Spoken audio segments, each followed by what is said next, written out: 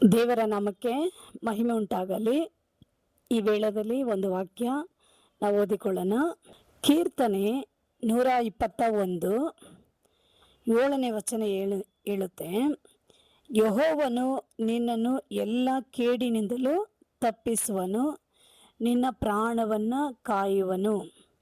ನೀನು ಹೋಗುವಾಗಲೂ ಬರುವಾಗಲೂ ಇಂದಿನಿಂದ ಸದಾ ಕಾಲವು ಯೆಹೋವನು ನಿನ್ನನ್ನು ಕಾಪಾಡುವನು. ದೇವ ಮಕ್ಕಳೇ, ದೇವರ ವಾಕ್ಯ ಹೇಳುತ್ತಂದ್ರೆ, ಯೆಹೋವನು ಎಲ್ಲ ಕೇಡಿನಿಂದಲೂ ನಿನ್ನ ತಪ್ಪಿಸಿ ಕಾಯುವನು.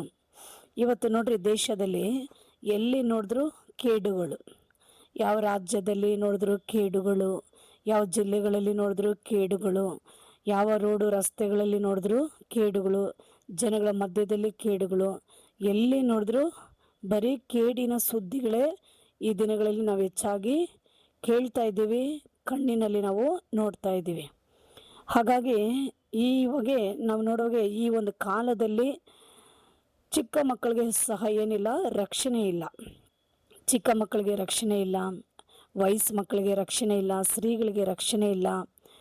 ಎಲ್ಲಿ ನೋಡಿದ್ರು ಇವತ್ತು ರಕ್ಷಣೆ ಇಲ್ಲದೆ ಹೋಗ್ತಾ ಇದೆ. ಒಂದು ಕಡೆ ನೋಡ್ರಿ ಭಯಂಕರವಾಗಿ ಕೊಲೆಗಳು, ಅದರಲ್ಲಿ ಯಾರನ್ನ ಕಾಪಾಡೋಕ್ಕಾಗುತ್ತೆ ಹೇಳ್ರಿ? ಕೊಲೆಗಳಾಗಿ ಹೋಗ್ತಾ ಇದ್ದಾರೆ. ಎಷ್ಟೊಂದು ಭಯಂಕರವಾದ ಕೇಡಲ್ವಾ? ಮತ್ತೊಂದು ಕಡೆ ಚಿಕ್ಕ ಚಿಕ್ಕ ಮಕ್ಕಳನ್ನೆಲ್ಲ ಅತ್ಯಾಚಾರ ಮಾಡ್ತಾ ಇದ್ದಾರೆ. ನಾವು ನೋಡ್ತೀವಿ, ಮೊನ್ನೆ ದಿನದಲ್ಲಿ ಮಹಾರಾಷ್ಟ್ರದಲ್ಲಿ 13 ವರ್ಷ ಹುಡುಗಿ ಮೇಲೆ 30 ಜನ ರೇಪು ಮಾಡಿರೋದನ್ನ ನಾವು ನೋಡ್ತಾ ಇದ್ದೀವಿ. ಎಷ್ಟು ಭಯಂಕರವಾದ ಒಂದು ಕಾರ್ಯ ನೋಡ್ರಿ. 13 ವರ್ಷ ಹುಡುಗಿ ಮೇಲೆ 30 ಜನ, ಯಾವ ರೀತಿ ಮಕ್ಕಳೇ, ಅವರಿಂದ ಎಷ್ಟು ಭಯಂಕರವಾದ ವ್ಯಭಿಚಾರದ ಹಾವಿಗಳು ಒಬ್ಬೊಬ್ಬರುಗಳಲ್ಲಿ ಎಷ್ಟು ಭಯಂಕರವಾಗಿ ಕಾರ್ಯ ಮಾಡಿಕೊಂಡಿದೆ ನೋಡ್ರಿ.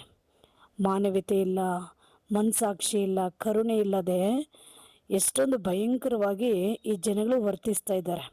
ಕಾರಣ ಏನಂದರೆ, ಇವರ ಹಿಂದೆ ಕ್ರೂರವಾಗಿ ನಿಂತಿರುವಂಥ ಕಿಡಿಕಿನ ಆತ್ಮ, ಸೈತಾನನ ಆತ್ಮ. ಮೊನ್ನೆ ನಾವು ನೋಡುವಾಗೆ ಕೋಲಾರದಲ್ಲಿ 70 ವರ್ಷದ ವಯಸ್ಸಾಗಿರುವಂಥ ಒಂದು ಮುದುಕಿ, ಆ ಮುದುಕಿನ ನೋಡ್ರಿ, 70 ವಯಸ್ಸು ಅವರಿಗೆ, ಆದರೆ ಅವನ್ನ ರೇಪ್ ಮಾಡಿ ಕೊಲೆ ಮಾಡಿ ಹಾಕಿದ್ದಾರೆ. ವಯಸ್ಸಿಗೆ ಕೂಡ ಇವತ್ತು ಏನಿಲ್ದಿರ ಹೋಗ್ಬಿಟ್ಟಿದೆ, ಒಂದು ಮರ್ಯಾದೆ ಗೌರವ ಇಲ್ಲದೆ ಹೋಗ್ತಾ ಇದೆ. ಚಿಕ್ಕ ಮಕ್ಕಳ ಮೇಲೆ ಒಂದು ಕರುಣೆ ಮಮತೆ ಇಲ್ದಿರ ಹೋಗ್ತಾ ಇದೆ. ಎಷ್ಟೊಂದು ಭಯಂಕರವಾದ ಸುದ್ದಿಗಳನ್ನ ನಾವು ನೋಡ್ತಾ ಇದ್ದೀವಿ. ಕೇರಳ ರಾಜ್ಯದಲ್ಲಿ ಬೆಟ್ಟ ಕುಸಿದು ಅಲ್ಲಿ ಒಂದು ಭೂಕಂಪ ಆಗಿ ಅದರ ಮೂಲಕವಾಗಿ ಎಷ್ಟು ಜನ ಮರಣ ಹೊಂದಿದ್ದಾರೆ. ಎಷ್ಟೋ ಸ್ಥಳಗಳಲ್ಲಿ ಬೆಂಕಿ ಅನಾಹುತಗಳ ಮೂಲಕವಾಗಿ ಎಷ್ಟೊಂದು ಜನ ಇವತ್ತು ನಾವು ನೋಡ್ತಾ ಇದ್ದೀವಿ. ಈ ಕೇಡುಗಳು, ಈ ಒಂದು ಕೆಟ್ಟ ಸುದ್ದಿಗಳು, ಇದಕ್ಕೆ ಕಾರಣವೇನೆಂದರೆ ಇದು ಅಂತ್ಯಕಾಲ. ಈ ಕೊನೆ ಕಾಲದಲ್ಲಿ ಸೈತಾನನು ಎಲ್ಲ ಕಡೆಗಳಲ್ಲಿ ಏನು ಮಾಡಿಕೊಂಡಿದ್ದಾನೆ? ಅನೇಕನ ನಾಶ ಮಾಡಿಕೊಂಡಿದ್ದಾನೆ. ಅದಕ್ಕೆ ದೇವ್ರ ವಾಕ್ಯ ಏನು ಹೇಳುತ್ತಂದರೆ, ಯೆಹೋವನು ನಿನ್ನ ಎಲ್ಲ ಕೇಡಿನಿಂದಲೂ ತಪ್ಪಿಸುವನು. ಆಗ ಯಾರೆಲ್ಲ ಯೇಸು ಸ್ವಾಮಿನ ಮುಂದೆ ಇಟ್ಟಿರ್ತಾರೆ, ದೇವರನ್ನೇ ಇಡಬೇಕು ನಾವು ಮುಂದೆ. ಕೆಲವರು ಅವರ ಸ್ವಂತ ಕಾರ್ಯಗಳು, ಸ್ವಂತ ಬಲಗಳು, ಅವರ ಹಣ, ಅವರ ಐಶ್ವರ್ಯ, ಅವರ ಜ್ಞಾನ, ಅವರ ಬುದ್ಧಿ, ಅವರ ಕಾರ್ಯಗಳೇ ಅವ್ರ ಮುಂದೆ ಇಟ್ಕೊಳ್ತಾರೆ ನೋಡ್ರಿ. ಈ ರೀತಿ ಮುಂದೆ ಇಟ್ಕೊಂಡು ಮುಂದೆ ಹೋಗುವಾಗ ಏನಾಗುತ್ತೆ, ಅವರಿಗೆ ಕೇಡುಗಳು ಬರುವಾಗೆ ಅವ್ರನ್ನ ಆ ಹೂವುಗಳು ಅವ್ರನ್ನ ಕಾಪಾಡೋದಿಲ್ಲ. ತಮ್ಮನ್ನು ತಾವೇ ರಕ್ಷಿಸಿಕೊಳ್ಳೋಕ್ಕೆ ಆಗದಾಗೆ ಇವತ್ತು ಜನ ಅಳಿದು ಹೋಗ್ತಾ ಇದ್ದಾರೆ. ಅದಕ್ಕೆ ಪ್ರತಿಯೊಬ್ಬರ ಜೀವಿತದಲ್ಲಿ ದೇವರು ಇರಬೇಕು. ಕರ್ತನಾಗಿರುವಂಥ ಯೇಸು ಕ್ರಿಸ್ತನು ನಿಮ್ಮನ್ನು ಮರಣಕ್ಕೆ ತಪ್ಪಿಸಿ ಕಾಪಾಡುವಂಥ ಶಕ್ತಿ ಉಳ್ಳ ದೇವನಾಗಿದ್ದಾನೆ. ಆಪತ್ತುಗಳಿಂದಲೂ ನಿಮ್ಮನ್ನು ತಪ್ಪಿಸಿ ರಕ್ಷಿಸುವಂಥ ಶಕ್ತಿ ಉಳ್ಳ ದೇವರಾಗಿದ್ದಾನೆ. ಯಾರನ್ನ ಕಾಪಾಡ್ಕೊಳ್ಳೋಕ್ಕಾಗಲ್ಲ, ಯಾರು ನಿಮ್ಮನ್ನು ಕಾಪಾಡೋಕ್ಕೆ ಆಗೋದಿಲ್ಲ. ಅದಕ್ಕೆ ದೇವರು ವಾಕ್ಯ ಹೇಳುತ್ತೆ, ಯೆಹೋವನು ನಿನ್ನನ್ನು ಎಲ್ಲ ಕೇಡಿನಿಂದಲೂ ತಪ್ಪಿಸ್ತಾನೆ. ಅದು ಎಂಥ ವಿಧವಾದ ಕೇಡುಗಳು ಬಂದರೂ ಪರವಾಗಿಲ್ಲ, ದೇವರು ಅದರಿಂದ ನಿಮ್ಮನ್ನು ತಪ್ಪಿಸಬೇಕಾದರೆ ನೀವು ದೇವರ ಆಶ್ರಯದಲ್ಲಿ ಇರಬೇಕು. ನೀವು ದೇವರ ಆಶ್ರಯದಲ್ಲಿ ಅಂದರೆ ಅವರ ಪಾದದಲ್ಲಿ ಪ್ರಾರ್ಥನೆ ಮಾಡಬೇಕು. ಪ್ರಾರ್ಥನೆ ಮಾಡಿದ್ರೆ ನೀವು ದೇವರ ಆಶ್ರಯದಲ್ಲಿದ್ದೀರ ಅನ್ನೋದು ಅರ್ಥ. ದೇವರ ವಾಕ್ಯವನ್ನು ಓದಿ ಧ್ಯಾನಿಸಿ ಅದನ್ನು ಪ್ರೀತಿಸಿ ನೀವು ಕೈಗೊಂಡು ನಡೆದರೆ ನೀವು ದೇವರ ಆಶ್ರಯದಲ್ಲಿದ್ದೀರ ಅನ್ನೋದು ಅರ್ಥ. ಯೇಸುವನ್ನು ನಂಬಿ ಆತನ ರಕ್ತದಲ್ಲಿ ತೊಳೆಯಲ್ಪಟ್ಟು ಆತನ ಮಕ್ಕಳಾಗಿ ಜೀವಿಸುವುದಾದರೆ ನೀವು ಯೇಸುವಿನ ಆಶ್ರಯದಲ್ಲಿ ಇದ್ದೀರ ಅನ್ನೋದು ಅರ್ಥ. ಆಗ ಯಾರೆಲ್ಲ ದೇವರನ್ನು ಆಶ್ರಯಿಸಿಕೊಂಡಿರ್ತಾರೋ ಅವ್ರುಗಳನ್ನ ದೇವ್ರು ಏನು ಮಾಡ್ತಾನೆ, ಎಲ್ಲ ಕೇಡಿನಿಂದಲೂ ತಪ್ಪಿಸ್ತಾನೆ. ದೇವರ ಆಶ್ರಯದಲ್ಲಿರೋರು ಏನು ಮಾಡ್ತಾರೆ, ದೇವರನ್ನೇ ಆಶ್ರಯಿಸಿಕೊಂಡವರಾಗಿ, ದೇವರನ್ನೇ ಆತುಕೊಂಡವರಾಗಿ, ಎಲ್ಲ ವಿಷಯಕ್ಕೂ ದೇವರನ್ನ ಮುಂದೆ ಇಟ್ಟು ಪ್ರಾರ್ಥಿಸಿ ಅವರು ಮುಂದೆ ಹೊರಡೋರಾಗಿರ್ತಾರೆ. ಹೀಗೆ ಮುಂದೆ ಹೋಗುವಾಗೆ ದೇವ್ರು ಏನು ಮಾಡ್ತಾನೆ, ಅವರ ಮುಂಭಾಗದಲ್ಲಿ ದೇವರು ಅವ್ರು ಕೆಲ್ಸಕ್ಕೆ ಹೋದ್ರು, ದೇವ್ರು ಅವ್ರ ಮುಂದೆ ಹೋಗ್ತಾನೆ. ಅವರು ಬಿಸ್ನೆಸ್ಗಳು ಮಾಡಿದ್ರು, ದೇವ್ರು ಅವ್ರ ಮುಂದೆ ಇರ್ತಾನೆ. ಅವ್ರ ಕುಟುಂಬ ಕಾರ್ಯಗಳಲ್ಲಿದ್ರು, ದೇವ್ರು ಅವ್ರ ಮುಂದೆ ಇಡ್ತಾನೆ. ಅವ್ರು ಎಲ್ಲೇ ಹೋಗಿ ಏನೇ ಮಾಡಿದ್ರು ದೇವ್ರು ಅವ್ರ ಒಟ್ಟಿಗೆ ಇರ್ತಾನೆ. ಹಾಗಾಗಿ ದೇವ್ರು ಅವ್ರ ಮುಂದೆ ಅವರೊಟ್ಟಿಗೆ ಇರುವಾಗ ಅವ್ರಿಗೆ ಯಾವ ಕೇಡುಗಳು ಸಂಭವಿಸಲು ಸಾಧ್ಯವಿಲ್ಲ, ಯಾವ ಆಪತ್ತುಗಳು ಅವರನ್ನ ಮುಟ್ಟಲು ಸಾಧ್ಯವಿಲ್ಲ, ಯಾವ ಸೈತಾನ ಕಾರ್ಯಗಳು ಅವರನ್ನ ಜಯಿಸಲು ಸಾಧ್ಯ ಆಗೋದಿಲ್ಲ. ದೇವ್ರ ವಾಕ್ಯ ಹೇಳುತ್ತೆ, ಯೆಹೋವನು ನಿನ್ನ ಎಲ್ಲ ಕೇಡಿನಿಂದಲೂ ತಪ್ಪಿಸುವನು. ದೇವ ಮಕ್ಕಳೇ, ದೇವರು ನಿಮ್ಮನ್ನು ನಿಮ್ಮ ಕುಟುಂಬಗಳನ್ನ ತಪ್ಪಿಸ್ಬೇಕು. ಈ ವಾಕ್ಯವನ್ನು ಕೇಳಿಕೊಂಡಿರೋಂಥ ಎಲ್ಲ ಜನರೇ, ಯೇಸು ಸರ್ವಲೋಕಕ್ಕೂ ದೇವರಾಗಿದ್ದಾನೆ. ಎಲ್ಲ ಜನಾಂಗಗಳಿಗ, ಎಲ್ಲ ಜನರ ಆತ್ಮಗಳಿಗೂ ಆತನು ದೇವರಾಗಿದ್ದಾನೆ.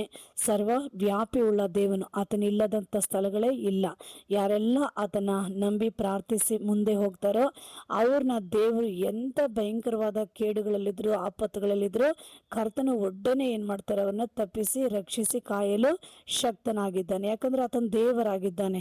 ಹಾಗಾಗಿ ದೇವ್ರ ವಾಕ್ಯ ಹೇಳುತ್ತೆ, ಯೆಹೋವನು ಎಲ್ಲ ಕೇಡಿಂದಲೂ ನಿನ್ನ ತಪ್ಪಿಸುತ್ತಾನೆ ಮತ್ತು ನಿನ್ನ ಪ್ರಾಣವನ್ನ ಕಾಯ್ತಾನೆ. ನೋಡಿದ್ರ, ಇವತ್ತು ಎಷ್ಟೋ ಪ್ರಾಣಗಳು ಭೂಮಿ ಮೇಲೆ ಅಳಿದು ಹೋಗ್ತಾ ಇದೆ. ಯಾವ ಪ್ರಧಾನಿ, ಯಾವ ಮುಖ್ಯಮಂತ್ರಿ, ಯಾವ ಮಿನಿಸ್ಟ್ರು, ಯಾವ ಅಧಿಕಾರಿಗಳು ಜನರನ್ನ ಕಾಪಾಡ್ತಾ ಇದ್ದಾರೆ ಇವತ್ತು? ಇಲ್ಲ, ಅವರ ಮನೆ ಮಠ ಆಸ್ತಿ ಪಾಸ್ತಿ, ಅವರ ವಿದ್ಯೆ ಬುದ್ಧಿ ಜ್ಞಾನ ಅವ್ರನ್ನ ಕಾಪಾಡ್ತಾ ಇದ್ದ?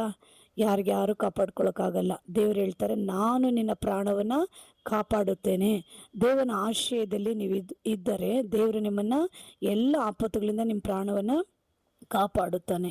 ಮತ್ತೆ ದೇವ್ರ ವಾಕ್ಯ ಹೇಳುತ್ತೆ, ನೀನು ಹೋಗುವಾಗಲೂ ಕಾಯ್ತೀನಿ, ಬರುವಾಗಲೂ ಕಾಯ್ತೀನಿ. ನೀವು ಎಲ್ಲೆಲ್ಲೋ ಹೋಗ್ತಿರಲ್ಲ, ಹೋಗುವಾಗೆ ಎಷ್ಟೋ ಕೇಡುಗಳು ಕಾದಿರ್ತವೆ, ನಿಮ್ಗೆ ಗೊತ್ತಿರೋದಿಲ್ಲ. ಬರೋಂಥ ಸಮಯಗಳಲ್ಲಿ ಎಷ್ಟೋ ಆಪತ್ತುಗಳು ಕಾದಿರ್ತವೆ, ನಿಮ್ಗೆ ಗೊತ್ತಿರೋದಿಲ್ಲ. ಆದರೆ ದೇವ್ರಿಗೆ ಗೊತ್ತಿರುತ್ತಲ್ವಾ, ದೇವರಿಗೆ ಗೊತ್ತುಂಟು. ಹಾಗಾಗಿ ದೇವ್ರು ಏನು ಮಾಡ್ತಾನೆ, ನೀನು ಹೋಗೋಗ್ಲೂ ಅವ್ರು ನಿನ್ನ ಕಾಪಾಡ್ತಾರೆ, ಬರುತ್ತಿರುವಾಗಲೂ ಆತ ನಿನ್ನ ಕಾಪಾಡುತ್ತಾನೆ. ಸದಾ ಕಾಲವು ದೇವರು ನಿನ್ನನ್ನು ಕಾಪಾಡಲು ಶಕ್ತನಾಗಿದ್ದಾನೆ. ಹಾಗಾಗಿ ದೇವರನ್ನ ನಂಬ್ರಿ, ಯೇಸು ಸ್ವಾಮಿನ ನಂಬ್ರಿ, ಪ್ರಾರ್ಥನೆ ಮಾಡ್ರಿ. ನಿಮ್ಮ ಎಲ್ಲ ಜೀವಿತದಲ್ಲಿ ನಡೆ ನುಡಿಗಳಲ್ಲಿ ದೇವರ ಚಿತ್ತಕ್ಕೆ ವಿಧೇಯರಾಗಿರ್ರಿ. ಅವರು ಯುಗದ ಎಲ್ಲ ಸಮಾಪ್ತಿಯವರೆಗೂ ದೇವರು ನಿಮ್ಮೊಟ್ಟಿಗಿರ್ತಾನೆ. ನೀವು ಹೋಗೋ ಎಲ್ಲ ಸ್ಥಳಗಳಲ್ಲಿ ನಿಮ್ಮ ಮುಂದೆ ಆತನ ಎದ್ದು ಹೊರಡ್ತಾನೆ. ಮತ್ತು ಎಲ್ಲ ಸಮಯಗಳಲ್ಲಿ ಆತನ ಏನು ಮಾಡ್ತಾನೆ, ನಿಮ್ಮನ್ನು ನಡೆಸುತ್ತಾನೆ, ಆಶೀರ್ವದಿಸ್ತಾನೆ, ಅದ್ಭುತಗಳು ಮಾಡ್ತಾನೆ.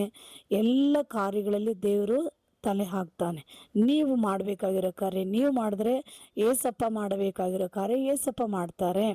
ದೇವರನ್ನ ನಂಬ್ರಿ, ಪ್ರೀತಿಸ್ರಿ, ಪ್ರಾರ್ಥನೆ ಮಾಡ್ರಿ, ಆರಾಧನೆ ಮಾಡ್ರಿ, ಬೈಬಲ್ ಓದ್ರಿ, ದೇವ್ರ ಕಡೆ ತಿರ್ಕೊಳ್ರಿ, ಸತ್ಯದಲ್ಲಿ ಭಕ್ತಿಯಲ್ಲಿ ಬೆಳೀರಿ, ದೇವ್ರ ಮಕ್ಕಳಾಗಿ ಜೀವಿಸ್ರಿ, ಸಭೆಗಳಿಗೆ ಹೋಗ್ರಿ, ಆರಾಧನೆ ಮಾಡ್ರಿ, ಮೂಢನಂಬಿಕೆಗಳನ್ನ ಬಿಟ್ಟಾಕ್ರಿ, ಮನುಷ್ಯರ ಮೇಲಿರೋ ನಂಬಿಕೆಗಳನ್ನ ಬಿಟ್ಟಾಕ್ರಿ, ಹಣದ ಆಸೆಗಳನ್ನ ಬಿಟ್ಟಾಕ್ರಿ, ದೇವರನ್ನ ಆಶ್ರಯಿಸಿಕೊಳ್ಳ್ರಿ. ಆಗ ದೇವರು ನಿಮ್ಮನ್ನು ಅದ್ಭುತವಾಗಿ ಕಾಪಾಡಲು ಶಕ್ತನಾಗಿರ್ತಾನೆ.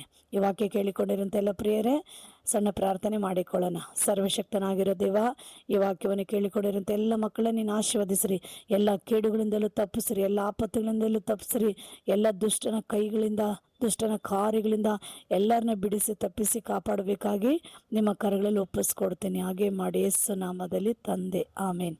ಈ ವಾಕ್ಯ ಕೇಳಿಕೊಂಡಿರೋಂಥ ಎಲ್ಲ ಪ್ರಿಯರೇ, ಲೈಕ್ ಮಾಡಿ, ಕಮೆಂಟ್ ಮಾಡಿ. ದೇವರು ನಿಮ್ಮನ್ನು ಆಶೀರ್ವದಿಸಲಿ. God bless you. ಆಮೇನ್.